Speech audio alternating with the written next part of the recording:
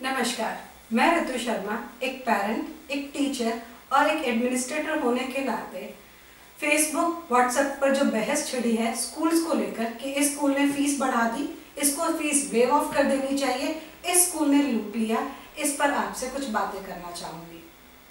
Lockdown का time है, सबके पास समय ही समय है और ये समय ज़्यादातर लोग सोशल मीडिया पर निकाल रहे हैं।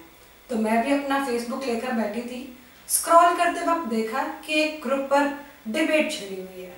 पोस्ट पढ़ने लगी, इतने में एक महोदय का मैसेज आया कि स्कूल वाले सालों से लूट रहे हैं, 2-3 महीने फीस नहीं लेंगे तो क्या उनका काम नहीं चलेगा।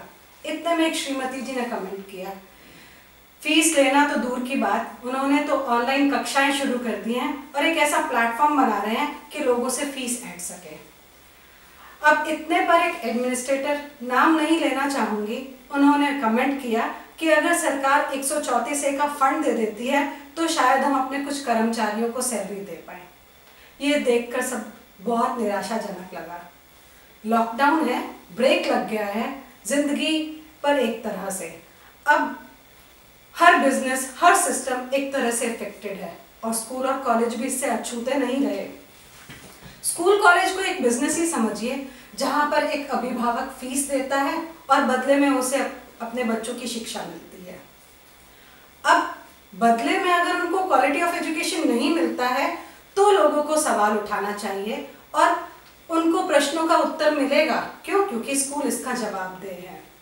पर हर जगह पर फ्री फ्री फ्री, ये तो समाज के लिए कोई सॉल्यूशन नहीं है।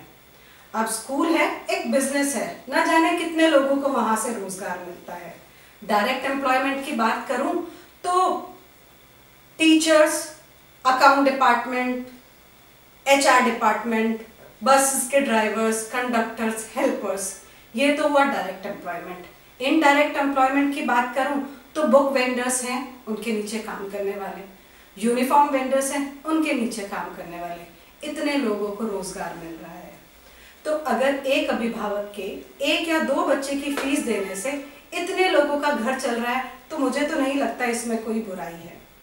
हाँ, बीइंग अ मदर, अगर मैं फीस नहीं देना चाहती तो बीइंग अ टीचर मेरा हक नहीं बनता कि मैं अपनी सैलरी भी एक्सपेक्ट करूं। अब एक स्कूल है, 100 लोगों को रोजगार दे रहा है। शहर में 100 स्कूल हैं तो 10,000 लोगों का घर चल रहा है। अब ऐसे में अगर मैं सिर्फ स्कूल वालों को कोसना शुरू कर दूं कि लूट मचा रखी है तो ये तो कोई सॉल्यूशन नहीं हुआ। अब ऐसे में पेरेंट्स को क्या करना चाहिए? पेरेंट्स का और स्कूल मैनेजमेंट का एक म्यूचुअल रिलेशनशिप होता है, जिसके तहत अगर पेरेंट्स स्कूल वालों से बात करें तो वो उनके फाइनेंशियल क्राइसिस को समझते हुए शायद उनकी थोड़ी मदद कर पाए। और ऐसे में पेरेंट्स को चाहिए कि वो एक मिनिमम अमाउंट स्कूल वालों को दें और स्कूल वालों को एश्योर कर दें कि हाँ, उनका बच्चा स्कूल का ही एक पार्ट है। अब बात आती है कि ऐसे में स्कूल मैनेजमेंट क्या करे? स्कूल मैनेजमेंट भी पेरेंट्स को यकीन दिलाए कि हाँ, उनका बच्चा जिस तरीके से फीस देने वाले बच्चों को फैसिलिटीज मिल रही है, ऑनलाइन कक्षाएं मिल रही हैं, वैसे उनके बच्चों को भी मिलेगी, उनका कोई नुकसान नहीं होगा। अब जो म्यूचुअल कंसेंट है उसके तहत बात ये भी आती है कि अब स्कूल नहीं लग रहे हैं तो स्कूल वालों का बिजली का खर्चा, पानी का खर्चा, स्टेशनरी का खर्चा जो नहीं खर्च हो रहा है, बच रहा है, उसका थोड़ा बहुत फायदा पेरेंट्स को भी हो जाए।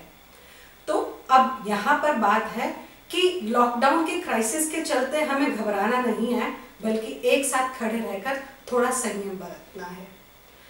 लॉकडाउन में डॉक्टर्स हैं, हेल्थ वर्कर्स हैं और पुलिस कर्मचारी, इनकी वाहवाही हो रही है। क्यों? क्योंकि ये कोरोना वॉरियर्स हैं।